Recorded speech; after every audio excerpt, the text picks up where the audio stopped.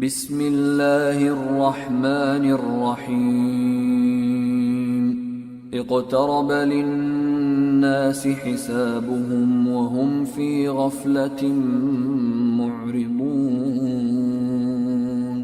ما يأتيهم من ذكر من ربهم محدث إلا استمعوه وهم يلعبون لاهية قلوبهم وأسروا النجوى الذين ظلموا هل هذا إلا بشر مثلكم أفتأتون السحر وأنتم تبصرون قال ربي يعلم القول في السماء والأرض وهو السميع العليم بل قالوا أضغاث أحلام بل افتراه بل هو شاعر فليأتنا بآية كما أرسل الأولون ما آمنت قبلهم من قرية أهلكناها أفهم يؤمنون وما أرسلنا قبلك إلا رجالا نوحي إليهم فاسألوا أهل الذكر إن كنتم لا تعلمون وما جعلناهم جسدا لا يأكلون الطعام وما كانوا خالدين ثم صدقناهم الوعد فأنجيناهم ومن نشاء وأهلكنا المسرفين لقد أنزلنا إليك اعوذ باللہ من الشیطان الرجیم بسم اللہ الرحمن الرحیم رب اشرح لی صدری ویسر لی امری واحلل عقدۃ من لسانی یفقہوا قولی واجعل لی وزیرا من اہلی رب زدنی علما رب زدنی علما رب زدنی علما اللہم فقہنا فی الدین اللہم فقہنا فی القرآن اللہم اخلصنا لوجہک الکریم۔ السلام علیکم ورحمۃ اللہ وبرکاتہ۔ کیسے ہیں پیارے ساتھی آپ لوگ؟ اللہ تعالیٰ آپ سب کو صحت اور ایمان کی بہترین حالت میں رکھے اور ہمیں اس قرآن سے جوڑ کر رکھے۔ پیارے ساتھیوں، آج ہم پڑھیں گے پارہ نمبر 17 اقترب للناس۔ پارہ شروع ہوتا ہے اقترب للناس حسابهم وهم فی غفلۃ معرضون۔ لوگوں کے حساب کا وقت قریب آ گیا، پھر بھی وہ بے خبری میں منہ پھیرے ہوئے ہیں۔ اور پارے کا اختتام ان لفظوں سے ہوتا ہے وَاعْتَصِمُوا بِاللَّهِ هُوَ مَوْلَاكُمْ فَنِعْمَ الْمَوْلَى وَنِعْمَ النَّصِيرُ۔ اللہ کو مضبوط تھام لو، وہی تمہارا مالک ہے، کیا ہی اچھا مالک ہے اور کتنا ہی بہتر مددگار۔ پارے کے آغاز میں لوگوں کی غفلت اور بے خبری کا تذکرہ ہے، جبکہ پارے کے آخر میں رب سے تعلق مضبوط بنانے کا تذکرہ میرے اور آپ کے لیے پیغام رکھتا ہے کہ پہلے خود دین کی عظمت کو پہچانیں، عمل کریں اخلاص کے ساتھ، دعا کے ساتھ، اور پھر میدان میں نکلیں لوگوں کو خواب غفلت سے بیدار کرنے کے لیے، کیونکہ یہی انبیاء علیہ السلام کی، انبیاء کرام کی دعوت تھی۔ آئیے دیکھتے ہیں کہ اس پارے کی روشنی میں ہمیں کس کس چیز کو عام کرنا ہے، کس کس دعوت کو دینا ہے، کن کن باتوں کو سیکھنا ہے۔ جیسا کہ ہم نے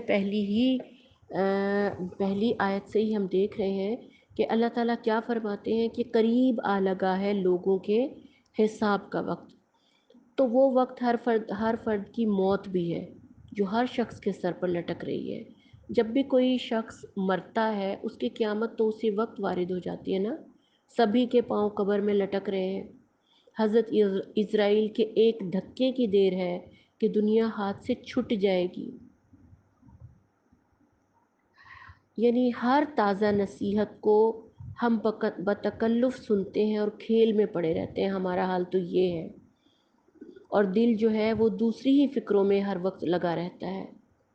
زلزلہ آیا، کچھ عرصہ دل ہمارا لرزا رہا، ہم نے کچھ زمین کے جھٹکے کھائے، لیکن پھر آہستہ آہستہ پھر اپنی غفلتوں میں کھو گئے، کھیل تماشوں میں گم، گویا ہمیں حساب دینا ہی نہیں۔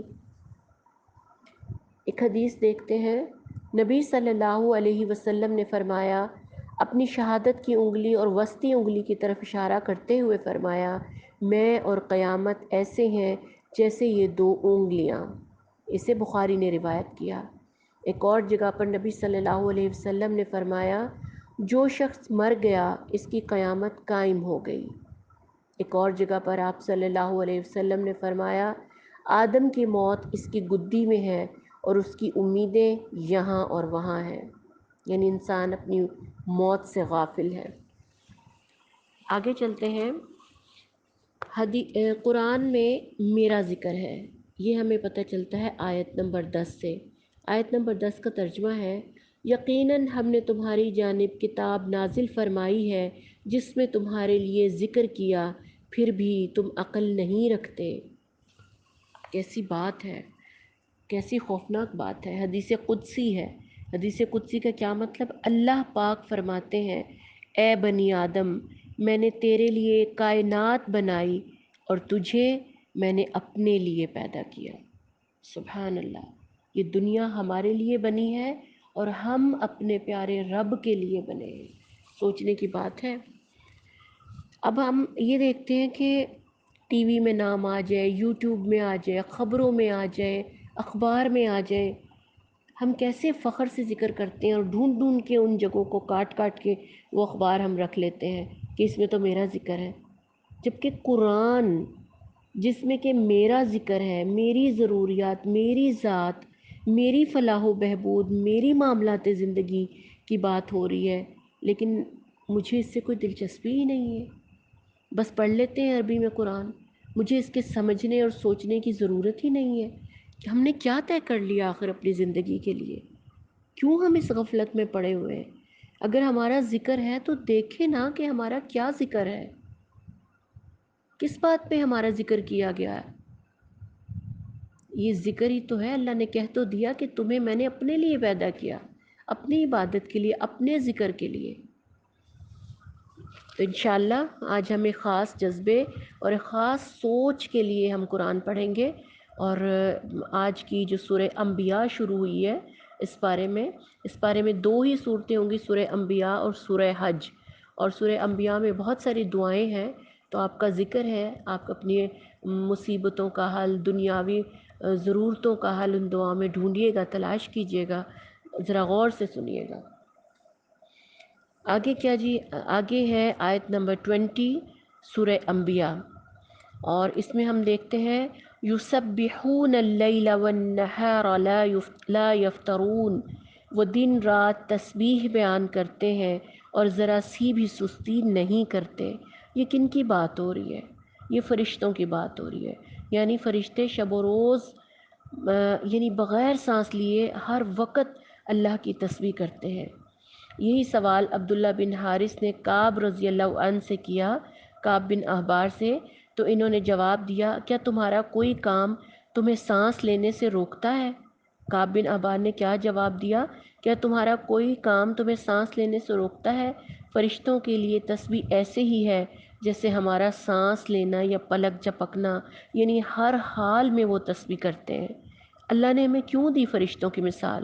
اللہ فرشتوں کی مثال دیتا ہے بندگی کے لیے، جو اتنی زبردست قوتوں کے مالک ہیں، زمین اور آسمان کے مابین اللہ کا حکم بجا لاتے ہیں، تیرتے پھرتے ہیں، تکبر نہیں کرتے، ہر وقت اللہ کی تسبیح کرتے ہیں، بندگی کرتے ہیں، اور ہم 5 فٹ کے انسان، محدود سا وجود، محدود سی قوتیں، کبھی سر میں درد، کبھی ٹانگ میں درد، کبھی دل میں درد، کبھی گردے کا مسئلہ، اتنی بے بسیوں پر بھی ہم اللہ کا ذکر نہیں کرتے، تسبیح نہیں کرتے، ہمیں خیال ہی نہیں آتا۔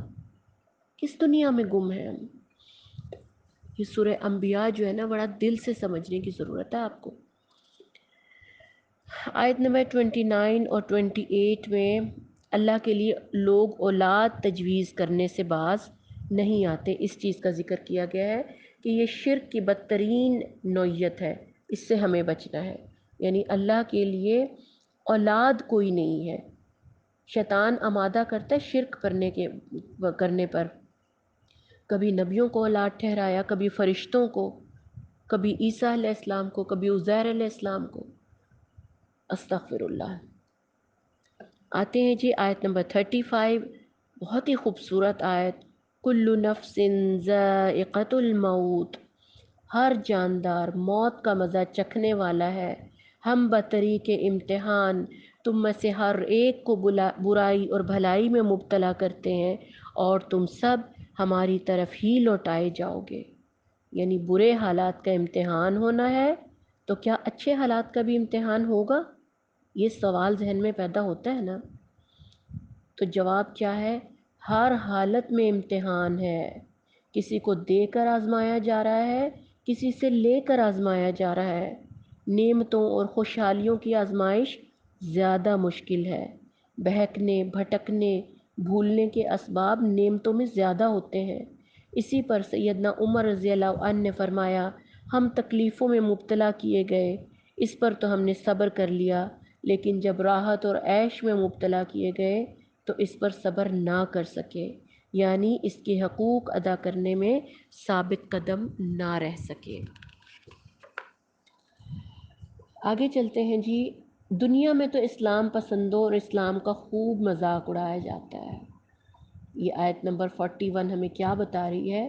مذاق تم سے پہلے بھی رسولوں کا اڑایا جا چکا ہے، مگر ان کا مذاق اڑانے والے اس چیز کے پھیر میں آ کر رہے جس کا وہ مذاق اڑاتے تھے۔ یعنی انسان تو انبیاء کو بھی نہیں چھوڑتے، عام مسلمان تو پھر عام مسلمان ہیں۔ ہمارے اور آپ کی کیا اوقات؟ اگر ہم دین کے لیے نکلتے ہیں اور لوگ ہمارا مذاق اڑاتے ہیں، ہماری تضحیک کرتے ہیں، تو یہ تو انبیاء کی سنت ہے، ہمیں نہیں گھبرانا چاہیے۔ مذاق اڑانے والوں کا انجام ہی ہولناک ہوگا، موت کا اچانک آ کر دبوچ لینا، ذرا سی مہلت نہ دینا اور آگ میں جھونک دیا جانا، یہ سارے انجام ہوں گے مذاق اڑانے والوں کے۔ اور یہ ہمیں 39 اور 40 اور 41 میں یہ سارا قصہ پتہ چلے گا کہ جو لوگ مذاق اڑاتے ہیں ان کا انجام کیا ہوگا۔ اچھا جی، اب آیت نمبر 50 سے لے کر اور 73 تک، 50 سے 73 تک ابراہیم علیہ السلام کا ذکر ہو رہا ہے کہ ان کی توحیدی خدمات کا ذکر ہے۔ انہوں نے اپنے والد اور اپنی قوم سے مناظرہ کیا جو باپ دادا کی اندھی تقلید میں مبتلا تھے۔ حضرت ابراہیم علیہ السلام نے تنہا باپ اور پوری قوم کو للکارا، اور قریش جو تھے وہ اپنی نسبت ابراہیمی پر ہمیشہ فخر کرتے تھے، وہ پھر اس توحید پرستی کو کیوں نہیں غور سے دیکھتے، اس پہ کیوں نہیں غور کرتے؟ حضرت ابراہیم نے بتوں کو نہ صرف توڑا بلکہ وارننگ دے کر، چیلنج کر کے توڑا۔ یہ کام خاموشی سے بھی تو ہو سکتا تھا نا، توڑ بھی دیتے اور پکڑے بھی نہ جاتے، لیکن نہیں، انہوں نے تو توحید کو عام کرنا تھا نا۔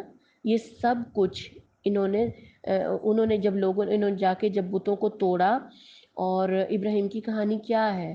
انہوں نے ڈٹ کر اللہ کے حق کی علمبرداری کی اور خاموشی سے، چپکے سے تبلیغ کا کام نہیں کیا، بلکہ پہلے خاموشی سے کی اور پھر ڈٹ کر حق ادا کیا توحید کا۔ جب وہاں پہ ان کے قوم کے لوگ ایک میلے میں چلے گئے تو انہوں نے پیچھے سے تمام بتوں کو، جو ان کے قوم کے جو قبائل کے جو بت تھے ان کو توڑ دیا اور ایک بت کو انہوں نے چھوڑ دیا۔ جب لوگ میلے سے واپس آئے تو انہوں نے پوچھا یہ سب کس نے کیا؟ تو حضرت ابراہیم نے جواب دیا، یہ سب کچھ اس سردار نے کیا، انہی سے پوچھ لو اگر یہ بولتے ہیں۔ آیت نمبر 63 میں آپ دیکھیے گا، یہ آیت کا ترجمہ ہے کہ انہی سے پوچھ لو اگر یہ بولتے ہیں۔ پوری قوم کے سامنے انہوں نے اتنا بڑا سوال رکھ دیا کہ اگر یہ بولتے ہی نہیں، ہلتے ہی نہیں، اپنے دفاع پر قادر ہی نہیں، تم ان کو خدا بنائے بیٹھے ہو۔ پوری قوم کے سامنے حقیقت واضح ہو گئی، لیکن پھر بھی ان کا دماغ تھا کہ ہلنے کو ہی تیار نہ تھا۔ بتوں کے معاملے میں قوم کے لوگوں نے لمحے بھر کو سوچا تو ضرور اور اقرار بھی کیا کہ یہ بولتے نہیں، لیکن پھر واپس اسی شرک پر اڑ گئے۔ یہ میں بات آپ کو بتا دوں کہ فیصلے کا ایک ہی لمحہ ہوتا ہے۔ عقل سوال کرتی ہے، لیکن ہٹ درمی، ضد، انا پرستی اور خواہش نفس جھوٹا وقار انسان کی عقل کے آڑے آ جاتا ہے۔ ہم اڑ جاتے ہیں اپنی جھوٹی خواہشات پر، اپنی انا پر ہم اڑ جاتے ہیں۔ فیصلے کا وقت تو ہمیں اللہ دیتا ہے۔ ہر شخص کی زندگی میں ایک لمحہ ضرور آتا ہے جب وہ حق اور باطل کو پہچانے۔ کچھ لوگ اس لمحے سے فائدہ اٹھاتے ہیں اور کچھ لوگ اس کو درگزر کر کے آگے بڑھ جاتے ہیں۔ اس کے بعد کیا ہے کہ جب نمرود نے حضرت ابراہیم علیہ السلام کو آگ میں ڈالا، بہت بڑی انہوں نے آگ بھڑکائی، تو وہ آگ ٹھنڈی کیسے ہو گئی؟ تو ہمیں پتہ کیا چلتا ہے آیت نمبر 69 سے کہ آگ بھی اللہ کی مخلوق ہے، مطیع و فرمان ہے، اللہ کے حکم سے جلاتی ہے اور اسی کے حکم سے ٹھنڈی بھی ہو گئی۔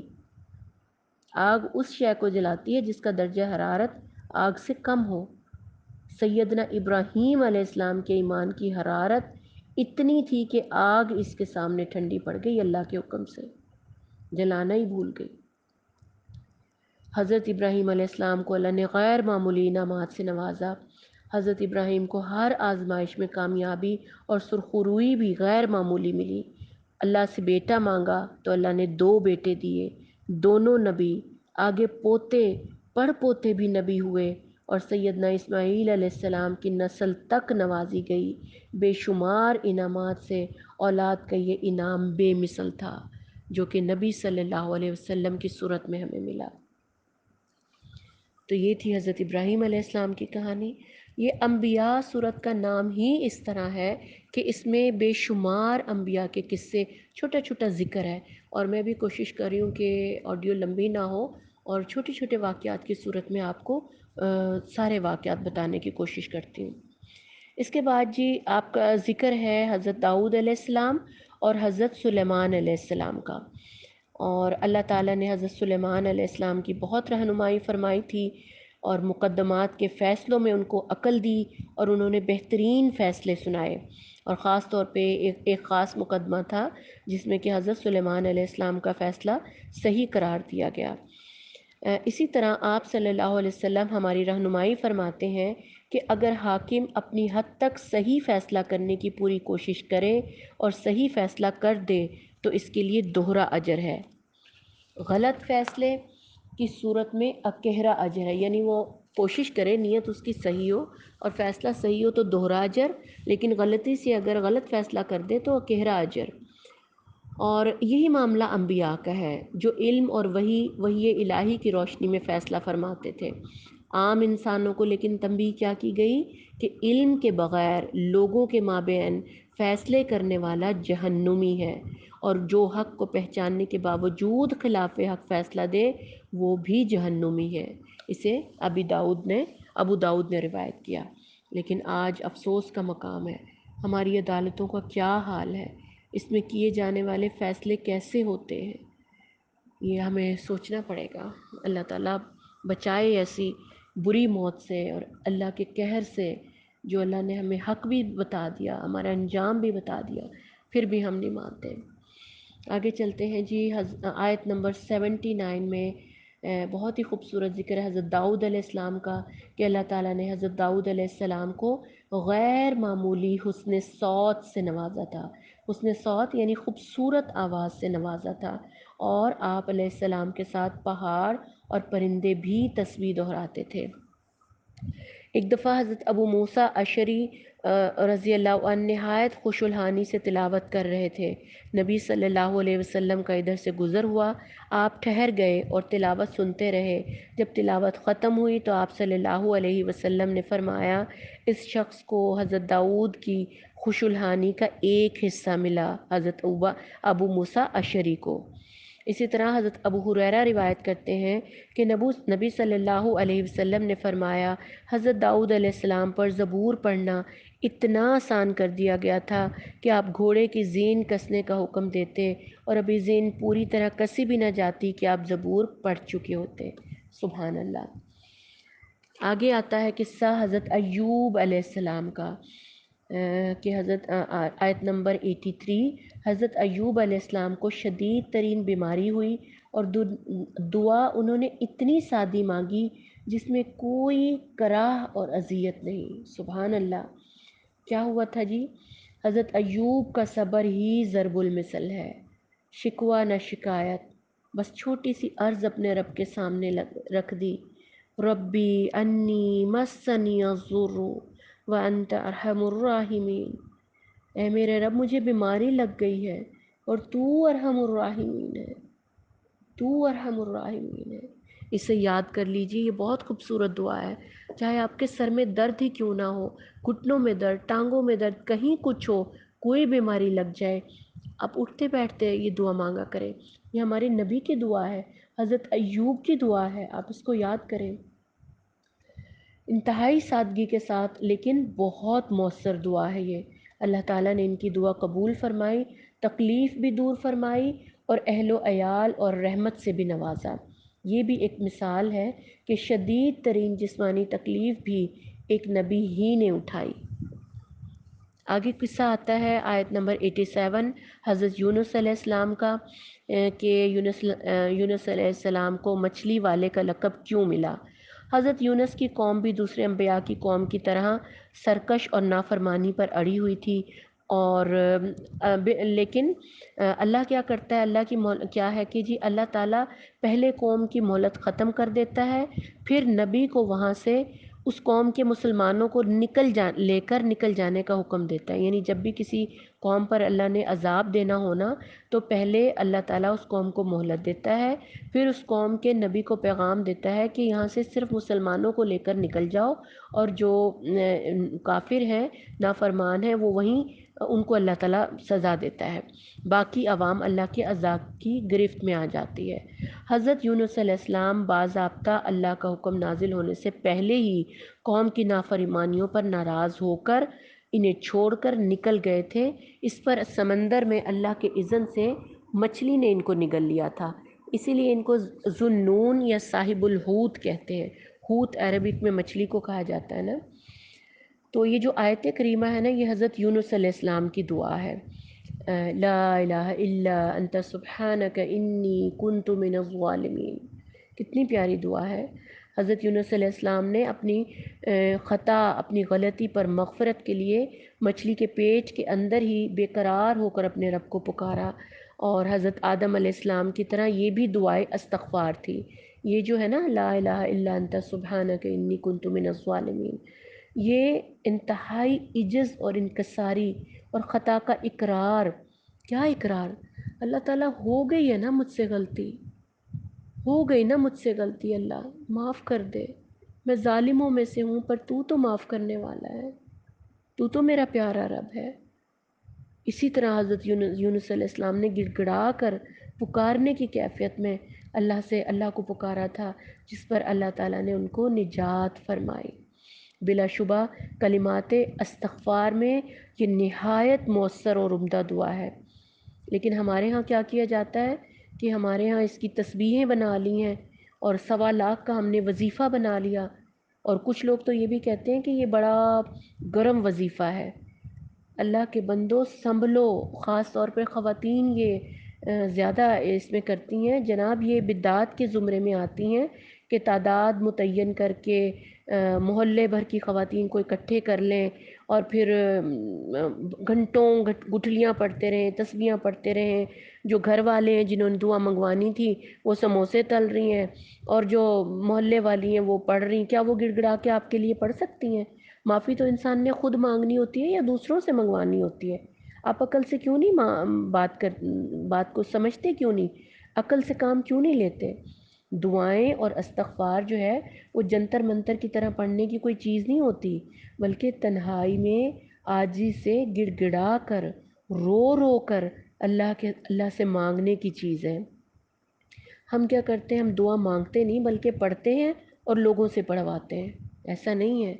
لا الہ الا انت سبحانک انی کنت من الظالمین، اللہ میرے سے غلطی ہو گئی، معاف کر دے مجھے، میں ظالموں میں سے ہو گیا، ہو گئی مجھ سے غلطی، اللہ مجھے معاف کر دے۔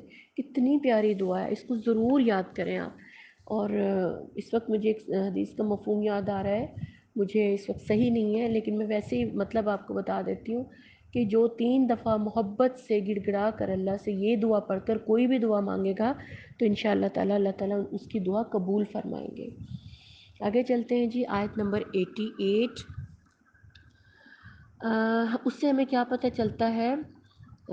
آیت نمبر 88 کا ترجمہ پڑھتی ہوں۔ تب ہم نے اس کی دعا قبول کر لی اور غم سے اس کو نجات بخشی، اور اسی طرح ہم مومنوں کو بچا لیا کرتے ہیں۔ سبحان اللہ، یہ اللہ تعالیٰ کا جواب ہے 88 میں۔ جب یونس علیہ السلام نے دعا مانگی تھی نا، تو یہ ان کا جواب ہے کہ ہم نے اس کی دعا قبول کر لی اور غم سے نجات دی۔ اس سے 2 باتوں کا اظہار ہوتا ہے۔ ایک تو یہ ہے کہ خطا انسان سے ہوتی ہے، لیکن جب وہ خطا کا اقرار اور اپنی ندامت کا اظہار کرتا ہے نا، تو اللہ تعالیٰ دعا کو قبول کر لیتا ہے۔ آپ کے دل میں بھی تو یہ جذبہ ہونا چاہیے نا، ندامت ہونی چاہیے۔ استغفار سے گناہ کی سیاہی دھل جاتی ہے، بندے اور رب کے درمیان چھا جانے والی گناہ چھٹ جاتی ہے، اور دعائیں پھر قبول ہوتی ہیں، غموں سے پھر نجات مل جاتی ہے۔ اسی طرح اللہ اپنے مومنوں کو بچا لیا کرتے ہیں۔ سبحان اللہ، کیسی دل پہ لگنے والی باتیں ہیں نا، دل پہ لگنے والی آیتیں ہیں کہ جا کر بندے کو رلا ہی دیتی ہیں کہ کتنا پیارا رب ہے۔ دعا مانگتے ہیں اور قبول ہو جاتی ہے۔ ہم بھی رو رو کر گڑ گڑا کر مانگتے ہیں نا، جب پورے یقین سے مانگا کریں، کبھی نہ سوچا کریں کہ میں تو روز دعا مانگ رہی ہوں قبول ہی نہیں ہوتی۔ ہوتی ہے قبول۔ اللہ تعالیٰ کو آپ کا گڑ گڑانا اتنا پسند آتا ہے، اللہ مسکراتا ہے جب آپ اپنی خطا پہ شرمندہ ہوتے ہیں، اللہ مسکراتا ہے، اللہ تعالیٰ آپ کا ذکر اپنے فرشتوں میں کرتا ہے کہ دیکھو اس بندے کو میرے کو کیا چاہیے، یہ مجھ سے اس نے مجھے نہیں دیکھا، یہ مجھ سے مانگ رہا ہے، اس کو کیا دوں؟ پھر فرشتے کہتے ہیں اللہ تعالیٰ اس کو وہ دے جو یہ مانگ رہا ہے۔ سبحان اللہ، دل سے مانگا کریں دعا، اللہ کے پیش ہو جایا کریں، اللہ تعالیٰ بس مجھے چاہیے۔ آگے چلتے ہیں جی، آیت نمبر 89۔ حضرت یونس کی دعا کے بعد حضرت زکریا کی دعا ہے، اے میرے پروردگار مجھے تنہا نہ چھوڑ، تو سب سے بہترین وارث ہے، ربی لا تذرنی فردا وانت خیر الوارثین۔ یہ جو سورہ انبیاء ہے نا، دعاؤں کا خزانہ ہے۔ اللہ نے ہمیں اتنی دعائیں سکھائی ہیں پورے قرآن میں ہی، اور اس انبیاء میں، سورہ انبیاء میں ہی دیکھ لیں کہ ہر نبی کی ایک دعا ہمارے سامنے آ رہی ہے۔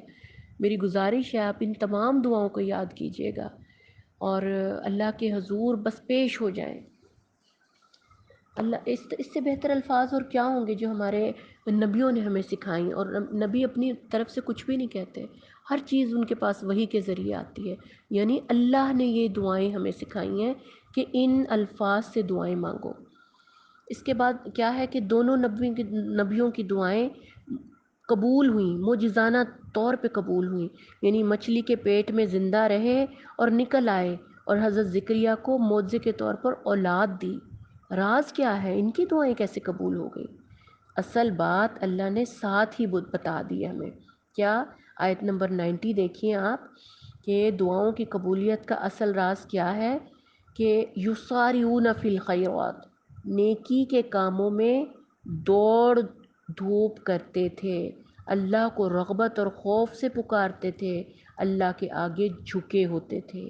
یہی بس راز ہے، اسی کو اپنا اوڑھنا بچھونا بنا لیں، اپنی زندگی کا راز پا لیں کہ اللہ کے اس زندگی جو ہمیں ملی ہے نا، نیکی کے کاموں میں لگ جائیں، کسی سے حسد نہ کریں، رغبت اور خوف سے اللہ کو پکاریں، اللہ کے سامنے جھکے رہیں، نماز ادا کریں، غمی میں خوشی میں ہر رغبت سے، شوق سے، وارفتگی سے اپنے رب کے سامنے۔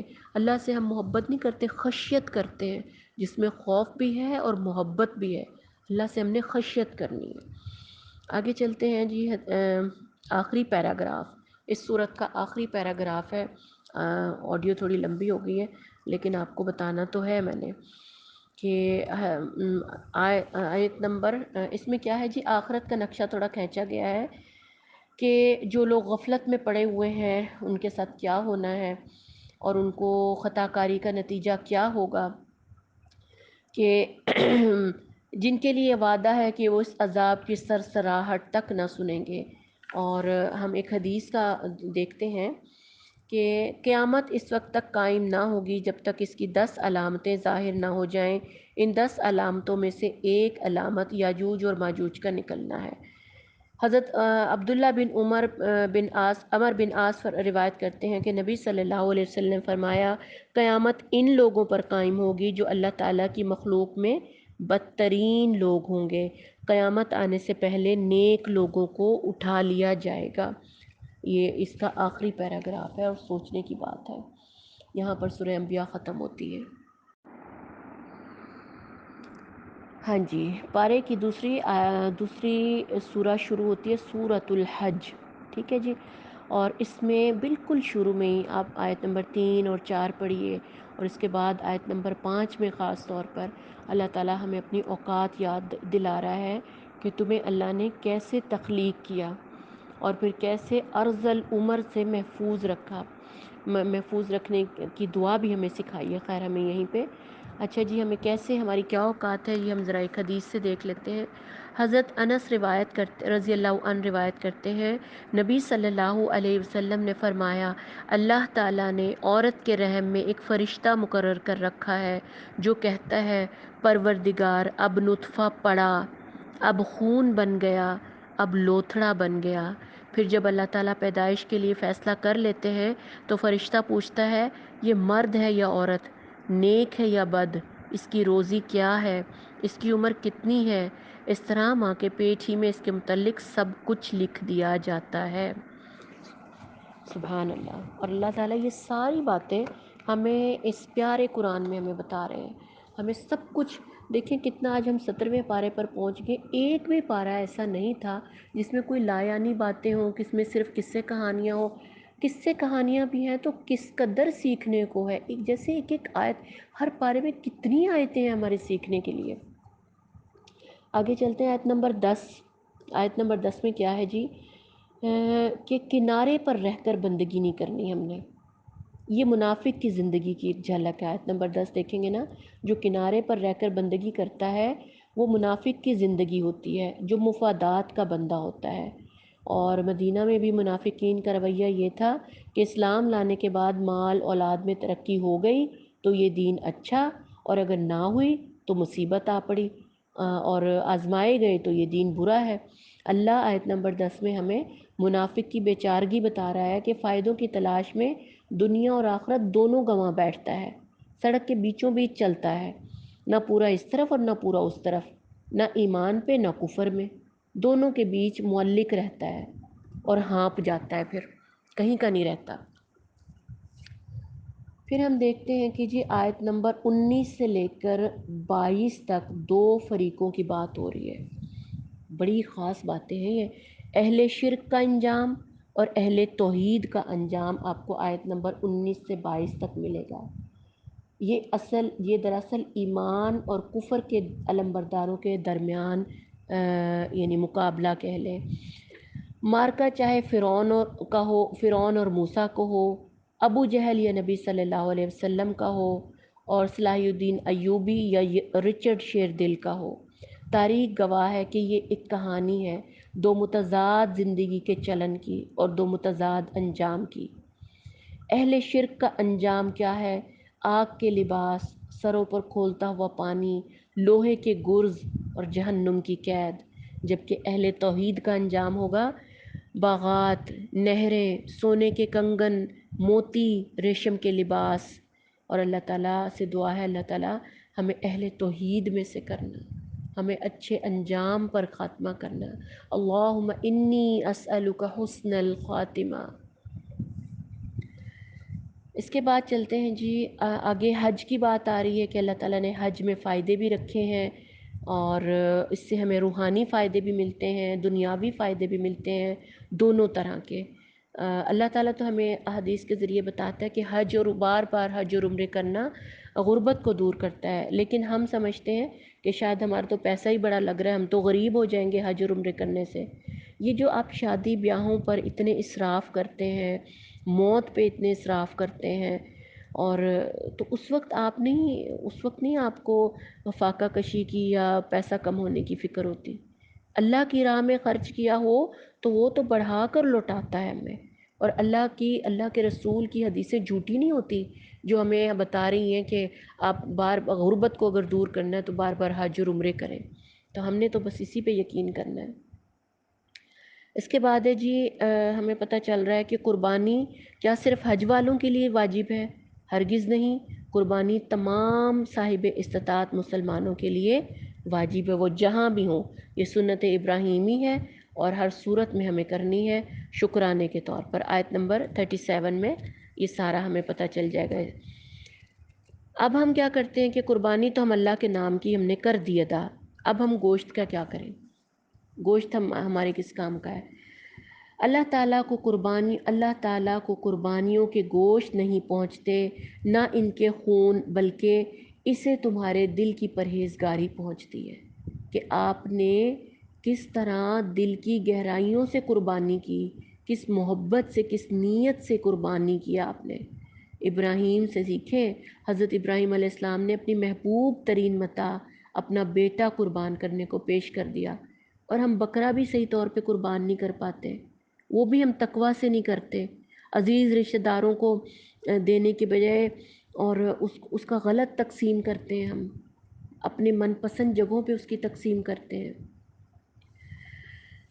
دیکھ لیں جی، سوچنے کی بات ہے بہرحال۔ آگے ہے جی آیت نمبر 39 سورۃ الحج۔ یہ آیت جو ہے بسلسلہ قتال پہلی آیت ہے پورے قرآن میں، بسلسلہ قتال پہلی آیت ہے۔ اہل ایمان پر 13 سال مکی زندگی میں مظالم توڑے گئے، مسلمانوں کو صبر کی تلقین کی جاتی رہی۔ ہجرت کے موقع پر آپ صلی اللہ علیہ وسلم نے فرمایا، ان لوگوں نے اپنے نبی کو نکالا ہے، اب ان کی ہلاکت کا وقت قریب آ لگا ہے، لہٰذا مظلومین کو جنگ کی اجازت دی گئی، جن کا قصور صرف یہ تھا کہ وہ کہتے تھے کہ اللہ ہمارا رب ہے، یعنی ایک نظریاتی جنگ تھی گویا۔ اور آیت نمبر 78 میں اگر ہم دیکھیں تو اللہ تعالیٰ ہمیں جہاد کا حکم دے رہا ہے کہ اللہ کی راہ میں جہاد کرو جیسا کہ جہاد کرنے کا حق ہے، اور یہ انداز بالکل ویسا ہی ہے جیسا اللہ تعالیٰ ہمیں کہتے ہیں نا کہ حق تقاتہ، جیسا کہ اللہ سے ڈرنے کا حق ہے نا ویسا ڈرو، اسی طرح اللہ کی راہ میں جہاد کرو جیسا کہ جہاد کرنے کا حق ہے، یعنی آخری حد تک اس حق کو ادا کرنا ہے۔ یاد رہے کہ مدنی زندگی کے 10 سالوں میں آپ صلی اللہ علیہ وسلم نے 27 غزوات کیے، جن میں آپ صلی اللہ علیہ وسلم خود شریک رہے، خود قیادت فرمائی۔ آپ نے 35 سرایہ بھیجے، یعنی صحابہ کرام کے لشکر بھیجے، اور 10 سالوں میں 10 لاکھ مربع میل سے زیادہ علاقہ زیر نگین آیا۔ اتنی جنگوں میں جانوں کا ضیاع کتنا ہوا؟ 1000 سے بھی کم۔ ماشاءاللہ جہاد تھا، جہاد میں تو اللہ تعالیٰ، میں نے بتایا کہ شہید کی موت ہو تو بھی جنت میں، غازی ہے تو بھی جنت میں، عزت ہی عزت دونوں صورتوں میں۔ آیت نمبر 78 میں ہی ہمیں آگے یہ بتایا گیا ہے کہ اس قرآن میں ہمیں کیا بتایا ہے کہ ہمارا نام کیا ہے، ہم کون ہیں۔ لوگ ہم سے جب پوچھتے ہیں نا کہ اہل سنت والجماعت ہیں، اہل حدیث ہیں، بریلوی ہیں، یا کیا ہیں آپ، اکثر یہ تو اب ہر گھر گھر کا سوال ہے۔ اب تو لوگ اپنے بچوں کے رشتے کرتے ہوئے بھی یہ سوال کرتے ہیں کہ فرقہ کون سا ہے، لیکن آیت نمبر 78 میں اللہ تعالیٰ نے ہمارا بہت پیارا نام رکھ دیا ہے۔ آپ یہیں سے اندازہ لگائیں کہ والدین اگر ہمارا نام اللہ دیتا بھی رکھ دیتے ہیں تو ہم اسے بدلتے تو نہیں اپنی موت تک، لیکن آیت نمبر 78 میں اللہ تعالیٰ نے ہمارا نام رکھا ہے مسلم، ازل سے لے کر حضرت آدم علیہ السلام سے لے کر ہماری موت تک۔ اب تو یہ ہماری اپنی چوائس ہے نا کہ ہم اسی جھنڈے کے نیچے رہیں، جس جھنڈے کے نیچے حضرت آدم سے لے کے 1,24,000 پیغمبر چلے اور نبی صلی اللہ علیہ وسلم کے دستے مبارک میں رہیں، یا پھر اپنا ایک نیا فرقہ بنا لیں، کچھ اور بن جائیں، بریلوی، سنی، شیعہ، کیا بننا ہے آپ نے، یہ آپ خود فیصلہ کریں اپنے لیے۔ ہماری وابستگی کس سے ہو، دوستی کس سے کریں، مدد کس سے مانگیں؟ اللہ سے، صرف اور صرف اللہ سے۔ وَاعْتَصِمُوا بِاللَّهِ، ٹھیک ہے، ہم کیا اور ہماری ہستی کیا، ہماری تو ساری چیزیں، ہر حق، ہر رشتہ، ہر سانس ہمارے رب سے جڑی ہے۔ اللہ ہی ہمارا مولا اور مددگار ہے، ہمارا پشت پناہ اور نگران، سب کچھ وہی ہے۔ اللہ ہی ہمارے دل کا مالک ہے۔ اللہ کی دو مہربان انگلیوں کے درمیان ہمارا دل ہے، اور وہ جس طرح چاہتا ہے ہمارے دل کو الٹتا پلٹتا ہے۔ یا مقلب القلوب ثبت قلبی علی دینک، یا مصرف القلوب صرف قلبی علی طاعتک، ربنا لا تزغ قلوبنا بعد إذ هديتنا وهب لنا من لدنك رحمة إنك أنت الوهاب۔ آمین یا رب العالمین۔ السلام علیکم ورحمۃ اللہ وبرکاتہ۔